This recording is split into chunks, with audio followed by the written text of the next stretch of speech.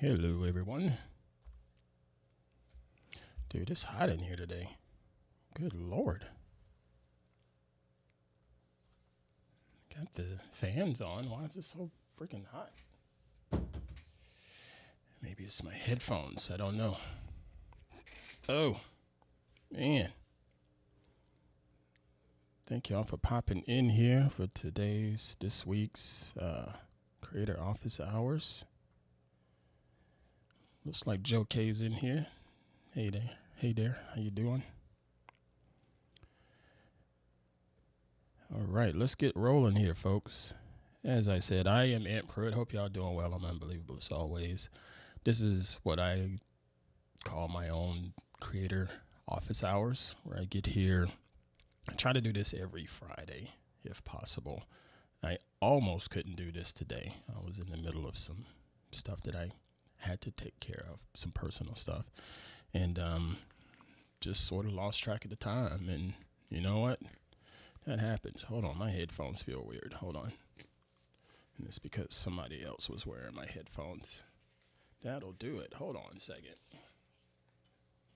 So let's see.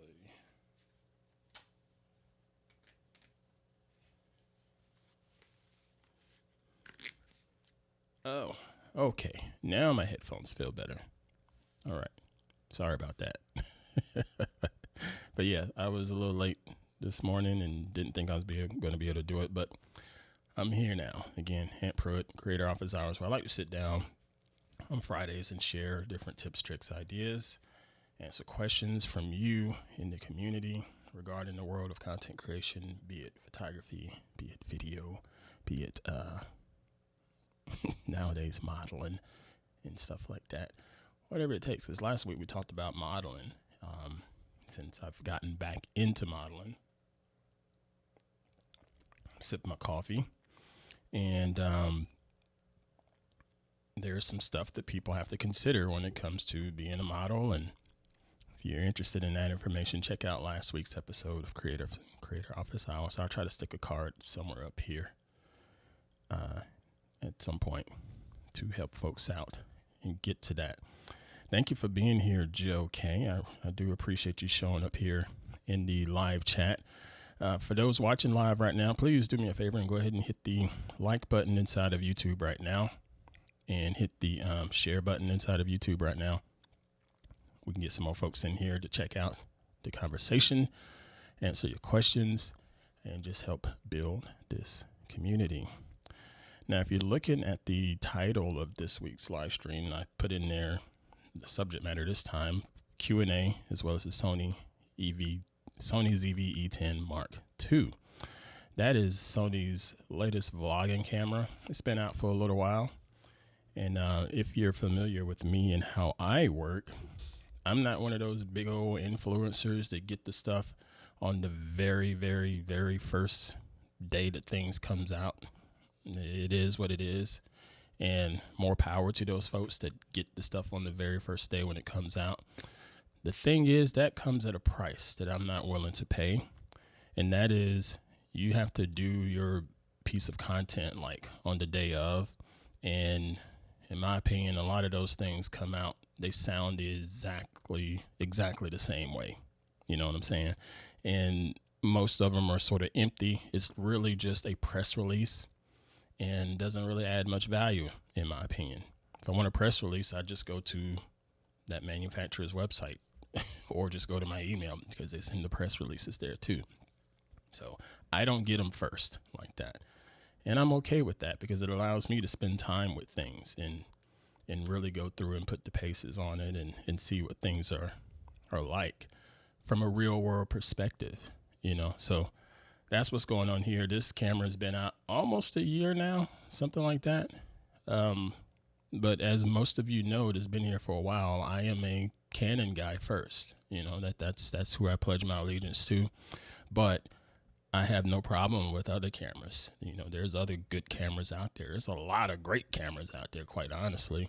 And Sony is one of them. Sony is one of those manufacturers out there. And this here is the ZV-E10 II. This is their vlogging camera.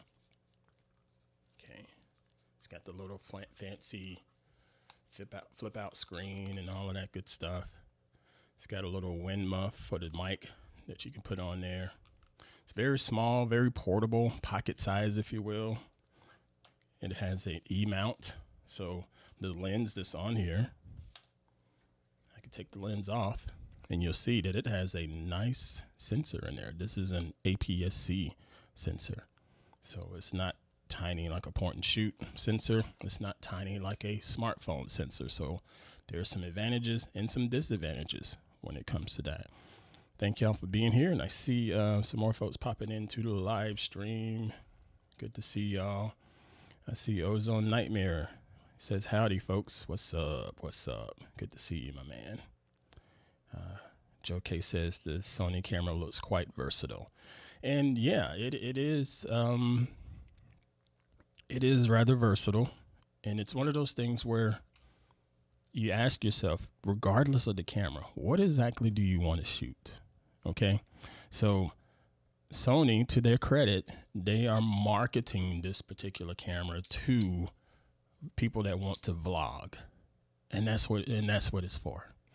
It's for vlogging, and it does a good job with street photography. And I'm not going to sit here and say you can use this for going out shooting sports. If you're going to shoot sports, make sure it's not something that you're expecting a high frame rate. Make sure it's more so like if you're just wanting to shoot stuff on the sideline, that kind of thing. But if you want to shoot action, your frame rate is going to be really, really low. Now, granted, you can still set it to a pretty high shutter speed to freeze the action, but you're not going to be able to get burst shots because they're moving fast. So having a burst mode is definitely helpful in sports. Portraits, you can shoot portraits with this.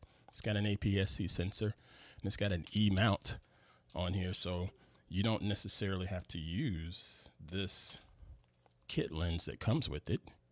And this is I think it's a 16 to 55, no, 16 to 50, 3.5 to 5.6 aperture on there. So if you don't want to use this kit lens, you can buy another E-mount lens, an E-mount prime lens for next to nothing, and go out there and shoot portraits with this. If someone wants to get headshots done, you can do that with this camera. If someone wants to shoot street photography, you can do that with this camera. You know, see a super chat has popped up in here. Outstanding. This is from Ozone Nightmare for $10. Thank you, my man. I appreciate you. It says, what does it say here? If I can get my other screen to read it. Hey, Mr. Pruitt just stopped by to say, hey, currently helping with getting a 16-foot by 9-foot LED wall working for a movie night. Oh, wow. Stay safe. Safe to say I'm the most useless person involved. Oh, dude. That's quite an endeavor. Thank you for your super chat and the $10. I do appreciate you, sir. And good luck to you with this LED wall endeavor. Holy moly. Good grief.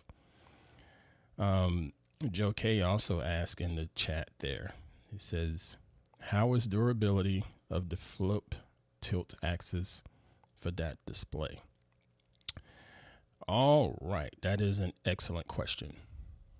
All right. So many years ago, when cameras started putting these, what they call vary screens on cameras, camera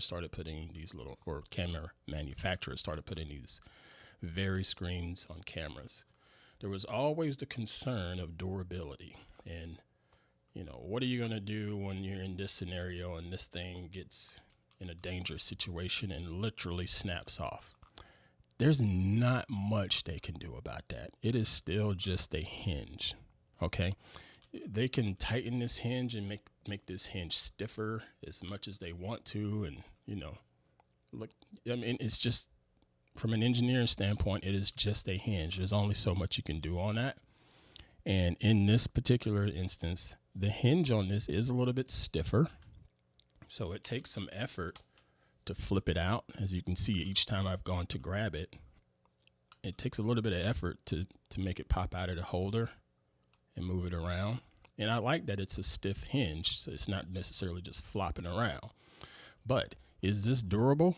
No, it's not durable. None of them are. I don't care if it's a $6,000 camera. None of these hinges are durable, because that right there is dangerous. I can whack this up against something and it's done.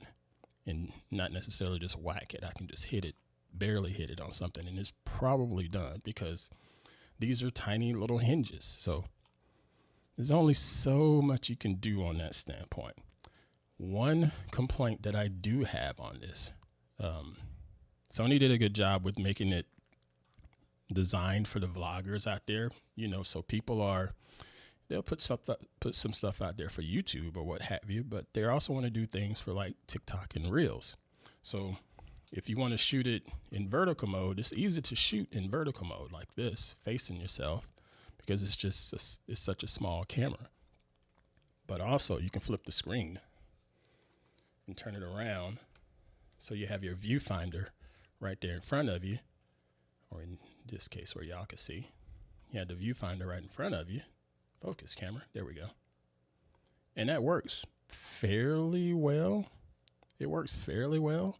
My only problem is, if you look at it from this perspective here, you see how it's not necessarily on plane. And I know that's a bit of a nitpick, but when you try it, you'll see it. So you're holding the camera and you're just sort of talking to the lens and whatnot, doing your thing. And you glance up at your viewfinder up here and you feel like, oh, I'm not holding the lens properly. So you'll tilt the lens that way. And you're thinking you need to tilt the lens, because what's happening is this viewfinder is tilted back. So your perspective is off. And when you go to tilt the lens, you're screwing up your shot. So there was a couple times I wanted to try to just pull this forward just out of habit, and you can't do that. So if I keep pulling this forward, I'm going to break that, So that is one little flaw there, but for the most part, it's totally fine. You just got to get used to that. More questions coming in from the live chat. Thank you for being here. What is the cost of repair for those components on average relative to the cost of the body? Usually, dude, for something like that, it's going to be a couple $100. And it's very unfortunate, because this camera, the camera body alone is $1,000. So you're already putting in $300-400 in repairs to fix a screen and stuff like that. It's crazy. Camera repairs are not cheap. They are not cheap. That's why when you look at something like a pro grade camera, because this is not a pro grade camera, manufacturers that offer their pro grade cameras tend to offer some type of protection package too, that helps you keep costs down on repairs. So you pay for basically like an insurance, or not necessarily a warranty, but you'll pay for something to just help cut down on some of your repair expenses and maintenance expenses, So yeah. And it's because these things are so tiny, all of these parts are small. So it takes some time to work on that stuff. That's a good question. Good question. Thanks for asking that. Thank y'all for being here. This is Creator Office Hours with me, little old me. I am Aunt Pruitt. Appreciate y'all hanging out with me. For everybody watching live right now, please hit like here inside of YouTube so other folks can get that signal, and YouTube will send some love and send me a few nickels and dimes to help me pay some bills. You know what I mean? And also, if you want to support the channel in my efforts, you can do so as how Mr. Ozone Nightmare did earlier. You can do super chats here, or you can also sign up and join the Patreon community. That's patreon.com/AuntPruitt. Again, that's patreon.com/AuntPruitt. I am pretty active over there in my Patreon community, and it's been fun to look at the conversations that we've had over there. Had a pretty random one yesterday, and I look forward to hanging out even more over there with my Patreon members and supporters. So thank y'all so much. But yeah, that is the Sony ZV-E10. So with the hardware stuff out of the way, the main thing to focus on is the video aspects of it, because that's who they're targeting. Okay. So how good is the video on here? Well, it is as good as any APS-C sensor video is going to be. Okay. So it shoots 4K UHD at 60 frames per second, up to 60 frames per second. Okay. You can shoot HD, of course, and you can shoot slow motion at 120 frames per second. The only caveat is when you're shooting in 120 frames per second, your resolution goes down to HD. Okay. So how does that make people feel? Well, if you compare it to using a smartphone, you have these $1,000 smartphones out here, okay? Be it a Pixel like what I have, or be it an iPhone. You have $1,000 smartphone. They shoot 4K 60, okay? They also shoot high frame rate slow motion, the 120 frames per second. But you're on this tiny sensor, tiny image sensor, okay? So the data on that, not as good as it is on this sensor here that's much larger. So I think it's a little bit better. I think it's a lot better on a camera body versus a smartphone. A smartphone is convenient, but a camera body is just going to give you much better quality. This one also allows you to get 422 10-bit video. So you're getting even more data when you shoot video, which is good for people trying to make their video look as best that they can. You know what I'm saying? So it's good. Video wise, it shoots in, it lets you shoot in a flat profile, log profile. S-Log3 is their main one, their main jam. And when I played around it and posted, it's pretty good. I have a video that should be posted to TikTok on the ZDNet channel. So make sure you're following ZDNet on TikTok, and make sure you're following ZDNet on Instagram. That video is going to come out just to give you some examples of what the camera's looking like from a video standpoint. And yeah, it's pretty slick. And it's got this microphone, this internal microphone. Now this on the top is just a wind muff. That's not the microphone. This is just a wind muff to protect the microphone from wind rumble. That's a nice touch. And you can take this off. It literally just slides off of the hot shoe like that. You can take that off, okay? But there's more to it. Internal microphones on cameras, they can only be so good, all right? But to Sony's credit with this one, it has some intelligence in it. So you can put it on an auto mode, or you can put it on a forward-facing mic mode or a rear-facing mic mode. So if I'm holding the camera like this, shooting my subject, and they're talking, I can tell it, have the microphone focus on the subject in front of me. But if I am just shooting a scene and I'm wanting to do like voiceover, I can tell the mic to face me and let me do the voiceover from behind the camera while I shoot at the same time. And that's pretty cool. Or you can just tell it to do automatic, where it will figure out both sides of it, you know. So it's like I said, these internal mics, they do well with trying to do some noise canceling and things like that. Heck, even our smartphones do. But at the end of the day, I think what it is I'm spoiled. I get used to listening to sound like these studio mics here because they make my voice sound so damn good. I've gotten spoiled with stuff like that. So I end up spending more time in post trying to fix that audio to make it work better that came off of these internal mics. So it's one of those things, you get what you pay for, you know, just like cameras, microphones are, you get what you pay for. They're more expensive microphones, and they're going to sound better. But like I said, the intelligent side of this one is pretty good. I give them credit for that. It does what it needs to do. But at the end of the day, I want some more frequency. I want some more data in that audio chain. You know what I mean? I saw a chat come in here. Where'd that come from? It says, Chad on the go. The DJI Osmo Action 4 camera internal microphone is awesome. Pick up great sound. Yeah, it does. It picks up good sound, and like I said, it does have some noise cancellation to it as well, just like our smartphones. And they do a good job trying to just clean it up, you know. But for me, they just are the audio is just a little thin to me, when it comes to these tiny microphones, these tiny capsules. Even with the lavalier microphones, some lavalier microphones sound really good.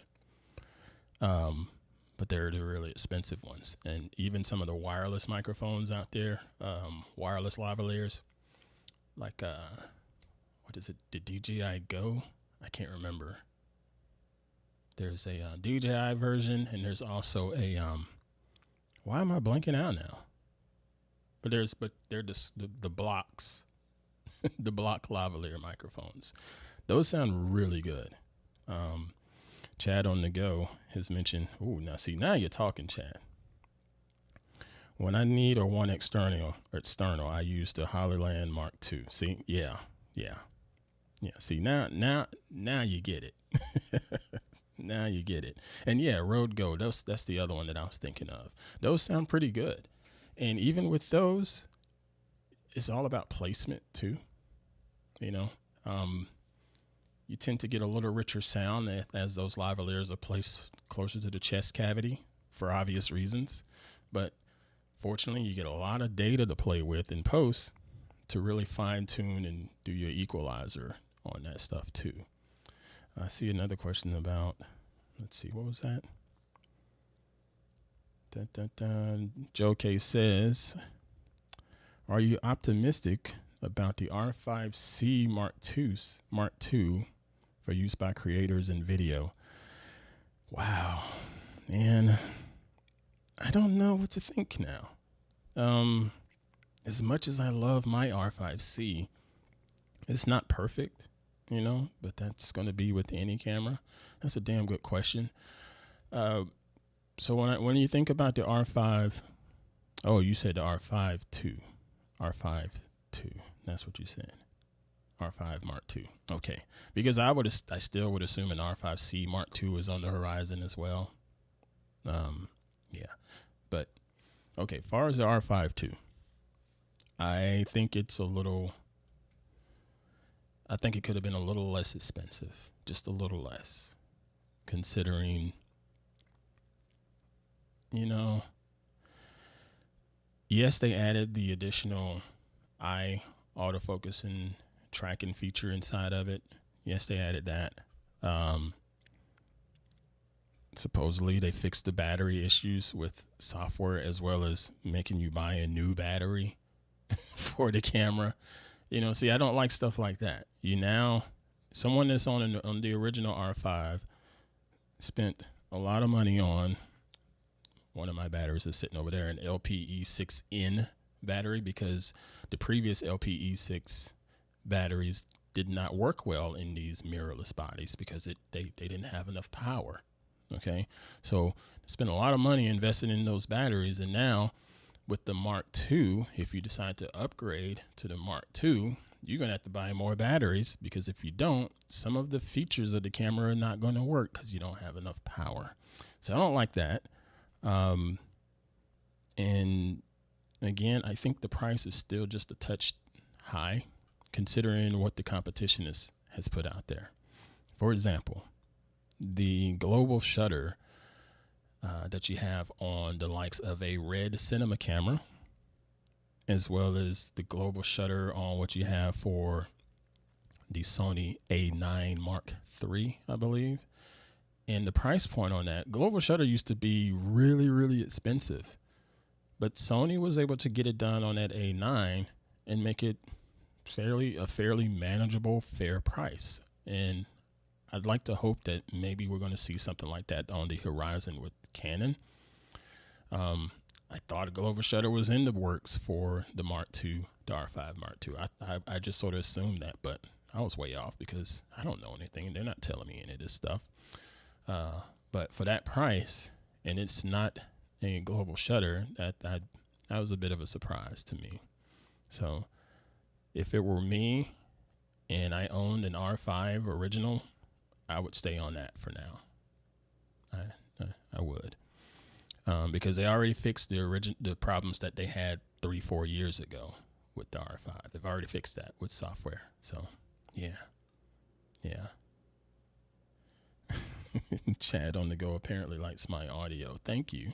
I appreciate that. But then you did accidentally say the R5C Mark II. Okay, I have thoughts on that because that camera, which is what I use now, the original, if there is an R5C Mark II on the horizon, which I think there is, that camera was controversial because of the rest of the cinema products that Canon offers. You have the C70, you have the C300 and the C500 and so on and so forth. And it's like, why would I put another camera out here to cannibalize people from buying those other cinema cameras that I have, you know?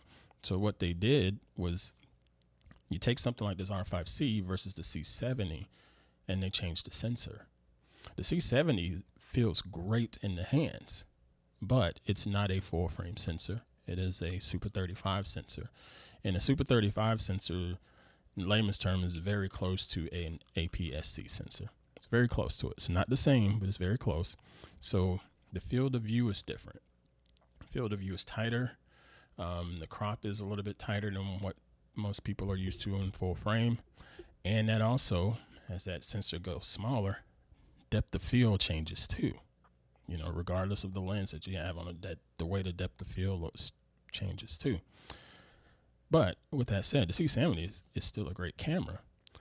So with the R5C potentially Mark II, what would they do? Would they upgrade the battery?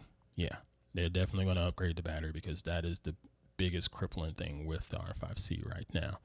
You have to have external power if you want to utilize stuff like the 8K footage on an extended basis, or you're only going to be able to shoot for roughly 10 minutes, if that, you know. So they're going to have to address that, which means they're probably going to make you buy one of those new batteries that they just announced, or a couple of those new batteries and stuff like that. You don't have to worry about overheating on the existing body, so they're probably going to keep that the same or just make that better because it has this fan on the back of it. And it does a good job. I've never had an issue with overheating. But then the big thing is the price point. Where would they price it? Would they price it to be on par with the R5 Mark II? Would they price it to be closer to the C70? You know, how are they going to do that? You know, so it's a lot of different things to consider. Are they going to change the EVF on it? You'd like to assume that they're going to update the EVF. But who knows? Will they put image stabilization inside of it? Because right now it only uses digital image stabilization. There is no in-body stabilization inside the current one, you know. And people get bent out of shape over in-body stabilization.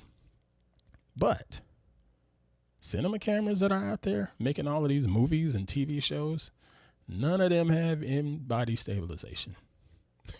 And they seem to look just fine on our screens. You know, so there's a lot to it. I don't have the answers on that. I just have thoughts and opinions. Good question, though. Good question. This is Creator Office Hours with me, little old me, Ant Pruitt, freelance creator at large. Follow me on the socials. I am Ant_Pruitt on all of those. Sitting here doing my little weekly time with the creator community, taking questions and answering them as best that I can, and going over other subject matter, or even if it's just random conversation. I want to say I saw in the chat someone asked about the janitor stuff. Nope, I didn't have any janitor work to do today. Thank you for asking. No janitor work to do today, but I appreciate you asking about that. Yes, I am a freelance creator at large, and unfortunately shit has been so slow, and if I want some money, I need to go do something else in addition to my creation. So part-time, I am a janitor at a local facility here. You want to see some footage from this ZV-E10 Mark II? Let me see if I can show y'all my screen. Let's see. So I started working on stuff. Yeah, here's one. Let me let me just make a new timeline. How about that? That's probably smarter. I'll just make another timeline because I'm sitting inside of DaVinci Resolve right now. There we go. All right, so now let me see if I can hit share the screen. There we go. So you should see my screen, and it looks like you do. And over here in my bin, let me move that down. Over here in my bin, I have some video. And nope, that's not it. That's the Canon. Hold on. There it is. Here's the ZV footage, some ZV footage. Like this one here. All right, so if you look at the information over here on the right, you can see that it's shot at UHD 4K. And this was 24 frames per second. So by default, it does that. I'm not a fan of 24p when I'm shooting stuff like this. You know, this is sports related. And I personally like to shoot fast moving stuff like this where I know it's going to be for like a highlight reel. I want to shoot it at a higher frame rate, so I like to shoot it in 60 frames per second and then drop it into a timeline where I can slow it down if I need to slow it down and it looks better, you know, because this is just, I guess it was going to be footwork, but apparently he didn't move. But you know what I'm saying? That's just my 2 cents on stuff like that. Yeah, see, that's fast moving. I even missed that shot. Don't tell anybody. But this is, yeah, again, this is 4K. And now you can see that it is at 60 frames per second. I changed the frame rate. So it's a little bit smoother. And then this is also shot in S-Log 3. As you can tell, because it's a really flat color profile on it. Let's just take a look at this footage here in the editor. How about that? Or just look at it in the editor. And then go into color page. Let's look right here. And this is DaVinci Resolve, by the way. I'm not in Premiere at this time. All right. So, question from the live chat, and it's a damn good question. Let's see here. It says, are you happy with the dynamic range of S-Log 3?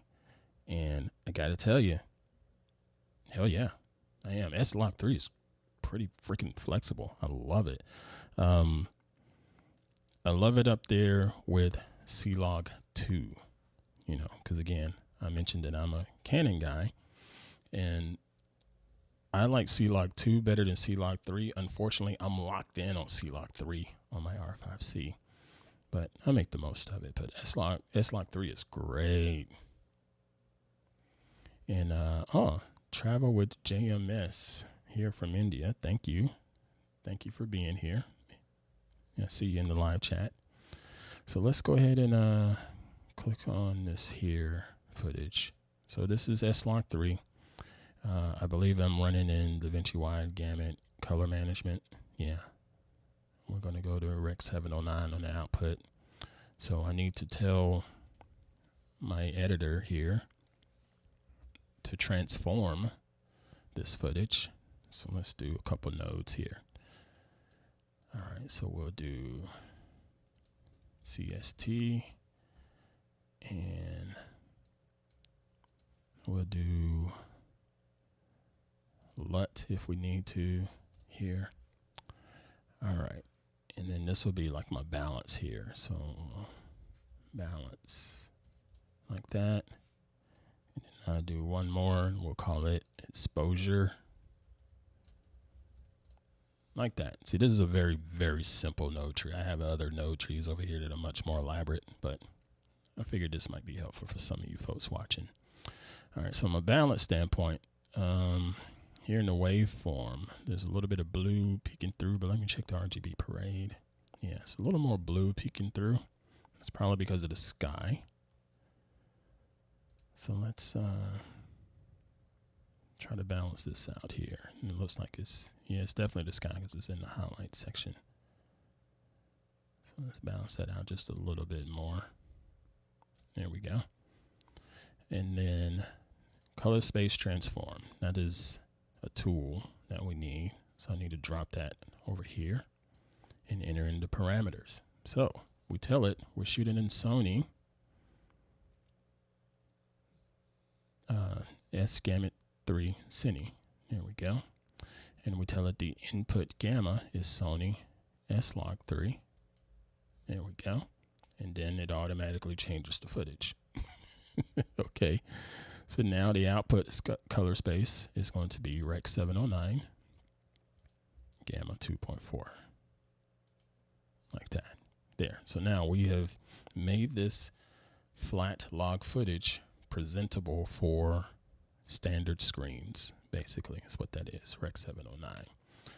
And if I want to play around with some LUTs, there's a bunch of LUTs in here. Let's right click. You know, see, here's another one that I could have just applied right out the gate instead of doing this color space transform. Or you can use some creative things like, I think I had one in here called Mondo Bytes from a Mondo. Oh, I guess I didn't install it. Nope, I didn't install those LUTs. Let me do this. We'll make another node and we can add a CST2 to film. So we'll do that. So now we'll change this color space transform. So we're going from Rec 709 gamma 2.4, and we're going to go back to Rec 709, and then we're going to do Cine film log like that. So now we can pop over here to this LUT for film emulation, and we can just grab one of these film looks. And pretty common one is the Kodak film look, D60. There. Perfect. Someone in the chat has asked, am I using the free or paid version of DaVinci Resolve? I am using the paid version. DaVinci Resolve is such a good product for the price. It's like $300 and that's it. And it's a perpetual license. It's really good. If you can fork out $300, I highly recommend doing so. If you're not into doing the subscription models. And also Travel says, I guess this channel was recommended as I'm looking for a ZV-10 for making my YouTube instructional guitar videos for your other channel. Oh, cool. Good for you. Good for you. You're a creator too. That's what's up.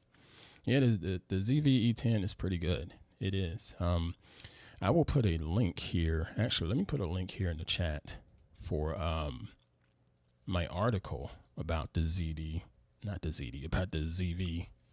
ZV-E10 that I wrote on ZDNet. So let me just copy this link right now, paste it right here into the chat. You can click on that and it's going to give you a lot of the information that I came across and my 2 cents on it, because I spent some time with this thing. It wasn't just a, hey, this new camera's out, check it out. No, I checked it. I tested it. So, yeah. Thank you for reading that, and thank you for sharing that. All right, so let's go back in here. Let's play around some more with this footage. So right now, it's a little dark in the shadows to me. You know, it's a little dark in the shadows. So I'm going to go in and pull up some of the shadows here. Not that much. Let's pull up the shadows. Just a touch. Give it a little bit on the gamma. And it's shot at the sunset hour, so it's a little bit warm right now. You can see the sun coming from the right of the frame. I want to cool it off a little bit, just a little. So I'm just going to go back to this balance node, and I'm going to take the temperature and cool it off just a touch. Like that. It's a little more natural. Looks good. And I think the saturation is good. Skin tone looks fine. Let's double check. So we'll go to the vector scope. And here's our skin line for the vector scope. So what happens if we focus on his skin? Yep. See, if you look right here, if you look over here, there'll be a little circle pop up. Hopefully that circle pops up along this line as I touch the skin. Yep, it does. Not bad. Yeah, so we're doing pretty good. I think I'm out of focus just a little bit, but that's okay. Let's give this a little contrast too. So I'm going to do one more node for the curves. So we'll give it some contrast. It's easy to add contrast with just the curves tool. Pull it up that way. Just a little simple S.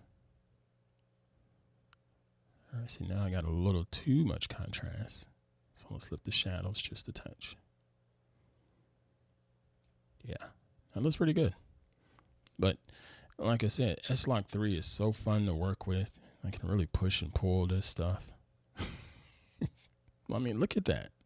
Look at how much I can lift the shadows and it still be usable. And come over here in the highlights. And there's still a lot of flexibility in here. You know, that's really overexposing it a touch, but it still doesn't look clipped. You know what I mean? It's pretty, S-Log 3 is pretty damn good. It's pretty damn good. Oh, man. Y'all have any other questions in here? Just feel free to ask. Yeah. One of these days I'll do a DaVinci Resolve office hours. As a matter of fact, let's do this because I could show. Like this is just a simple node tree here, but since I've been playing in Resolve for a couple years now, I've had to speed up my workflow, and I don't want to come in here and make a node tree like this every daggum time. So, oh, thank you. Appreciate you reading that article. I see you in the chat there. Thank you. So let's do this. So let's get rid of that. And I can just go over here. I got all of these little node trees that I've built. Uh-oh. Running out of memory. It's crazy. And what I tend to do is I just come over here. Like this is one of my original ones, but I think this was based on Blackmagic, so it may not work. Yeah, see, this is Lehman Lutz, so that's definitely based on Blackmagic or Canon, but this one may not be. So if I just single click on it like that, I get this brand new node tree that has all of my workflow in it. It's got noise reduction there, so balancing it out, exposure, color space transform tool, which is probably wrong. Yeah, see, it's got DaVinci wide gamut. And it should be Rec 709. It should be Gamma 2.4, like that. And this has got a LUT on it. So what LUT is on here? It doesn't need it. Yeah, see, it's got Lehman LUT, so this should not have a LUT on it. So let's take that LUT off, like that. Then there's another color space transform. It's probably wrong. Yeah, see, I don't need this, so I can just disable it. All right, disable that, disable that. And then I got to go back and fix the exposure. But sometimes, I mean, I got, like I said, a couple node trees over here. They're not based on Sony, so that's why they're looking sort of wonky like that. Not based on S-Log 3. Based more on either Blackmagic or Canon, because that's what I typically shoot with.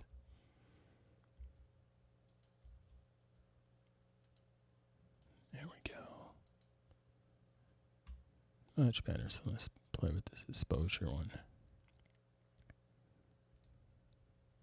Pull that down. Wow, these colors are way off too. Oof. Yeah. Pull that saturation down. Pull that boost down. There we go. That's better. But yeah, that's the thing. When you get get to using tools on a regular basis, set yourself up for some efficiency. Set up some presets, set up some templates and things like that. And this is essentially a template for me. And I see a question here in the chat. Question says, what's your take on the ZV-10 Mark II, and do you use it like a webcam for live streams? Well, in that article, I discussed my take on it. I discussed my take on it in that article, and I think it's fine. And if you want to use it as a webcam, you definitely can. It does have a micro HDMI port on it, which I absolutely hate. I wish camera manufacturers would stop doing that. Put a full-size HDMI port on there. But you can use that micro HDMI port, plug it into a switcher like an A10 Mini or any other interface that takes HDMI, and it'll totally work. Totally work. Just make sure you use a picture profile that's like that's good for Rec 709. Don't use that slog for your webcam. You don't want to do that.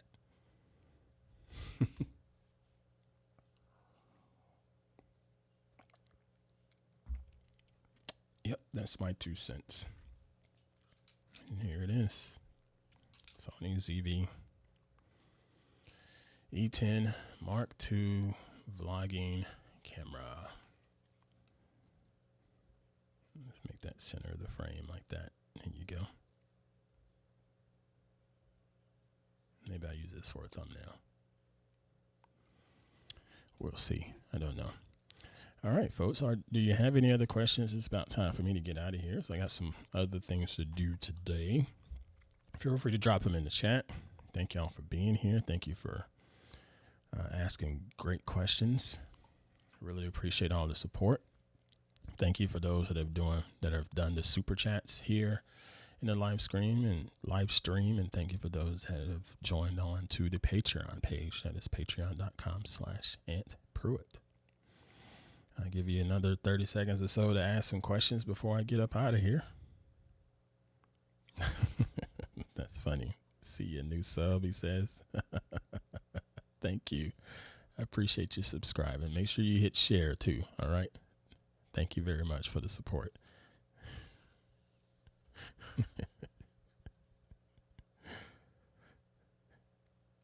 All right, folks. Thank y'all again for being here. I'm going to get out of here. Turn on your notifications inside of YouTube so you can see the next time we go on air, because I also do a podcast with my better half. It's called Everyday People, doing everyday shit. As a matter of fact, I could just show it to you right here. Hit that screen. There it is. It's Everyday People, doing everyday shit. It's on my blog page, but it's also going on YouTube as well. So check it out here on the channel, Everyday People Doing Everyday Shit, where we talk about a lot of random stuff, and we have a good time doing it because it's just everyday conversations. Everyday conversations. I don't get too technical. I don't get too serious. We don't take ourselves too seriously. We just have some fun on here and just sharing our little aspects of everyday life, you know, because we're just regular, everyday people. All right. Have yourselves a good day. Have yourselves a good weekend, if you will. And be sure to do something good for yourself. Do something good for someone else. And also know that it's okay to love you some you. It really is. Y'all take care, everybody. See you later.